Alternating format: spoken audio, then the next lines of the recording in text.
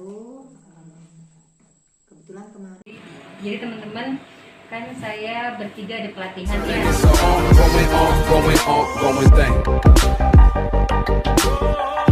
Warahmatullahi wabarakatuh. Kebetulan kemarin kami kan lagi pelatihan MTBS dan gizi buruk. Nah ini kami mau sharing lah sama teman-teman semua tentang pelatihan, karena kami yang dilatih cuma 3 orang. Jadi saya harapkan juga teman-teman yang lain juga bisa memahami pelatihan yang kami dapatkan kemarin. Mungkin kita bisa kerjasama nanti satu sama lain. Kalau misalkan ada pertanyaan mungkin bisa sama-sama sharing kita ya. Ini saya akan sedikit menjelaskan tentang masalah batuk dan sukar bernafas. Nah sebelum sebelum kita melakukan pemeriksaan lebih lanjut terhadap si anak, itu biasanya kita tanyakan dulu. Kalau dari bagian MTBS ini kita tanyakan dulu kepada si ibu, apakah anak itu menderita batuk atau tidak. Jika iya, kita tulis iya ya di formnya sini, ada dicentang iya atau tidak, kita centang. Terus kita tanyakan berapa lama dia batuknya. Di sini ada keterangannya berapa hari atau berapa minggu ya. Kita tulis hari di sini ya ternyata ya. Jadi kita tulis berapa hari dia batuknya. Terus kita lihat juga hitung nafasnya juga ya. Kita lihat, kita dengar, dan kita periksa. Hitung nafas dalam 1 menit. Lihat apakah ada tarikan dinding dada ke dalam. Lihat dan dengar adanya hissing ya. Periksa dengan pulse oximeter jika ada, untuk menilai saturasi oksigen. Nah, untuk anak usia di bawah 2 bulan sampai kurang dari 12 bulan itu apabila nafas cepatnya sebanyak 50 kali atau lebih per menit. Kalau untuk anak di atas 12 bulan sampai kurang dari 5 tahun itu nafas cepatnya apabila 40 kali atau lebih per menit. Nah ini untuk klasifikasinya batuk atau sukar bernafas. Ini ada dibagi menjadi 3 klasifikasi ya. Dengan catatan kalau untuk pneumonia berat itu tarikan dinding dada ke dalam atau saturasi oksigen kurang dari 92%. Kalau untuk klasifikasi pneumonia itu nafasnya dia cepat. Terus untuk klasifikasi batuk bukan pneumonia itu biasanya tidak ada keduanya, yaitu tidak ada tarikan dinding dada bagian bawah ke dalam dan tidak ada nafas cepat. Mungkin itu yang bisa saya jelaskan. Nanti kalau misalkan ada pertanyaan, mungkin kita sama-sama, ada tim kita bertiga untuk saling mengingatkan ya. Oke, terima kasih. Assalamualaikum warahmatullahi wabarakatuh. Jadi teman-teman, kan saya bertiga ada pelatihan ya. Saya Bu Ita, dokternya, terus gizinya Mbak Iin, bidannya saya. Jadi kami dapat tugas ngasih teman-teman ini cara pengisian. Ini ya teman-teman ya, cara pengisian. Kalau ini saya ambil contoh yang format bayi muda umur kurang dari 2 bulan. Jadi cara ngisinya itu misalnya ada kasusnya seperti ini. Bayi Nyonya Evi umurnya 11 hari. Jadi kalau 11 hari itu kan termasuk di KN3 ya. KN3. Terus kalau kita ngisi ini harus lihat bagan. Kalau bagan bayi muda itu di halaman 40 ya teman-teman ya. Halaman 40 ini. Ini bayi muda. Nah ini bayi muda bayi muda itu maksudnya umurnya kurang dari 2 bulan. Jadi ini dianya di sini contohnya kan dia datang keluhannya sakit kuning. Jadi kita lihat dulu dari ini dia infeksi berat atau tidak. Jadi harus lihat bagan. Jadi ini sama. Jadi kalau mau ngisi ini harus lihat bagan. Misalnya dia ini di sini kan saturasi dia harus diperiksa 2. Jadi saturasi kanan sama saturasi kaki kiri. Ini tangan. Ini tangan. Tangan kanan ini di kaki kiri, jadi harus ada itu oximeter ya. Oximeter di tangan kanan kaki kiri. Jadi dia harus diperiksa dua-duanya. Kalau 98 sama 97 ini kan normal, baru nafasnya. Kalau misalnya lambat dia kurang dari 40, kalau dia cepat lebih dari 60. Ini karena dia normal, ini kan normal 50 ya teman-teman ya. 50 pernapasannya normal. Jadi dia ini semua normal. Tapi dia ada masalah di ini ya teman-teman ya.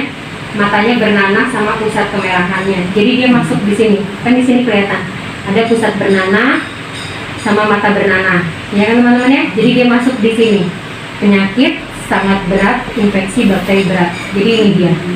Jadi Oh, kalau ini gejalanya kalau misalnya ya ini, ada, misalnya ada gejalanya di sini, yang salah satu di sini. satu sudah masuk ini. Iya, dilihat di Masuk. sini. Misalnya ada gejalanya ini, semua di sini, berarti masuk sini. Tapi kalau tidak ada, misalnya dia cuma matanya bernanah sedikit atau pusatnya kemerahan sedikit atau sedikit di sini, dia masuk di sini. Tapi kalau tidak ada masalah, nah, mungkin bukan infeksi. Jadi dia semua itu tergantung sama bagannya ini, bagannya ini ya. Ini karena dia ada keluhan di mata bernanah banyak sama pusat kemerahan, berarti dia masuk di sini. Dan tindakannya ada di sebelah sini. Jadi benar-benar bagan ini membantu sekali untuk menentukan ini klasifikasi ini.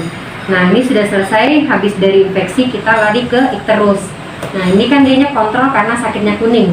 Kuning ini hari keberapa? Dia ini kan 11 hari ya. Hari 11 itu termasuk. Nah lari ke sini lagi. Gejalanya apa dia? Kuningnya tidak sampai telapak tangan atau tidak? Kan di sini ini kalau dia telapak tangan sama kaki berarti dia berat. Kalau kuningnya tidak sampai telapak kanan berarti ikterus. Kalau tidak kuning berarti tidak ikterus. Ini tiga salah ya, 3 klasifikasinya. Jadi ini karena dia kuningnya sampai telapak tangan dan kaki, berarti dia masuk dengan ke ikterus berat ya. Di sini kan ada kan? Nah ini kuning sampai telapak kanan dan kaki, di sini kelihatan. Nah kalau itu berarti tindakannya harus dirujuk. Iya. Terus ini kan dianya hari ke-11, berarti dia tindakan ulang, berarti memang dia harus langsung dirujuk. Kecuali dia misalnya di hari ke berapa? Ketiga, kalau dia terus berat, berarti ada lagi. Tapi kalau mempertahankan ASI, tapi kalau misalnya dia sudah ini karena kunjungan ulang, berarti dia harus dirujuk segera. Sudah ngerti yang di sini ya? Berarti kalau yang bayi muda ini infeksinya dilihat, yang atas sama yang ikterusnya. Berarti dia kalau kunjungan pertama belum dirujuk ya? Belum, ini yang masih ada ini, masih dijaga. Karena pertama itu kan masih normal kalau kurang dari ini. Tapi kalau sudah kedua berarti dianya ada kelainan, makanya harus dirujuk. Karena dianya sampai telapak tangan dan kaki kan. Tapi kalau tidak kuning tidak ada terus. Tapi karena ini soalnya tentang sampai ini, telapak ini berarti dia terus berat. Baru ini sekarang diare. Ini bayinya tidak diare. Jadi kalau tidak diare berarti kita contohnya tidak. Tapi kalau misalnya ada diare, dilihat lagi. Di sini tujuan perutnya kembali atau tidak. Terus kalau ini yang diare ringan apa? Jadi semuanya itu ada petunjuknya semua di sini, gejala-gejalanya. Kalau misalnya dia tidak ada diare, berarti kita tidak usah melihat di sini. Jadi kita lanjut aja ke bawah. Ini kan tidak ada keluar diare, berarti kita lari lagi ke HIV. Ibunya kan sudah diperiksa HIV. Diperiksa, hasilnya negatif. Berarti dia ini, kita lihat lagi di sini gejala dan tanda. Ibu sudah tes HIV negatif, bayinya tidak diperiksa, berarti bukan infeksi HIV karena ibunya diperiksa tapi hasilnya negatif. Tapi kalau misalnya ibunya tidak diperiksa, tidak di sini ya contrengannya, berarti infeksi HIV tidak diketahui. Sampai sini paham ya teman-teman ya?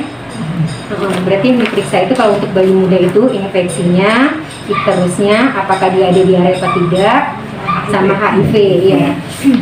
Baru lanjut lagi, ini masalah pemberian ASI.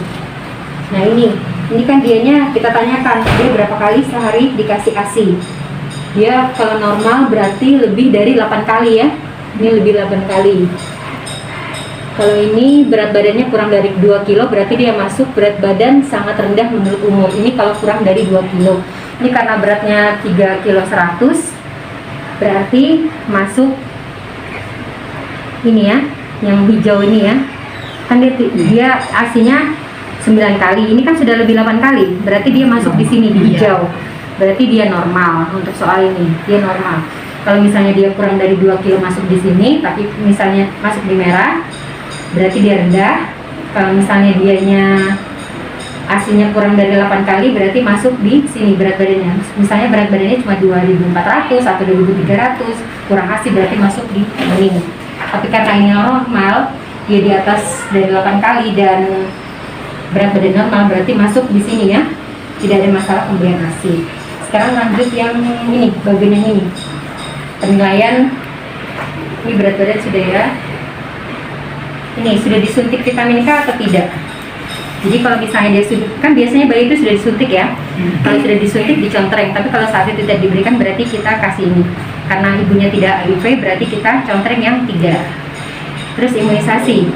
Kalau karena dia masih umur 11 hari, berarti dia baru diimunisasi HB0. Nah, jadi saat ini tidak diberikan karena sudah diberikan pada saat lahir ya.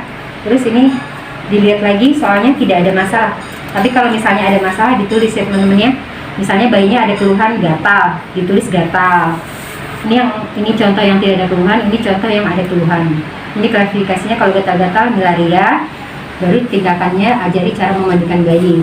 Kalau ini kan tidak ada dua-dua. Kalau ini kalau puting melecet, klasifikasinya puting melecet, baru anjurkan membersihkan sama dahulukan puting yang sehat. Jadi ini contohnya ada yang tanpa keluhan dan ini yang ada keluhan. Sampai sini ada yang sudah paham kan? Sudah paham. Jadi nanti kalau misalnya ada bayi muda, bisa teman-teman ngisi sendiri ya, sesuai bagan. Jadi pada prinsipnya semua yang ada di sini kuncinya di bagian sini, di bagian sini. Kuncinya semua di bagian sini teman-teman ya.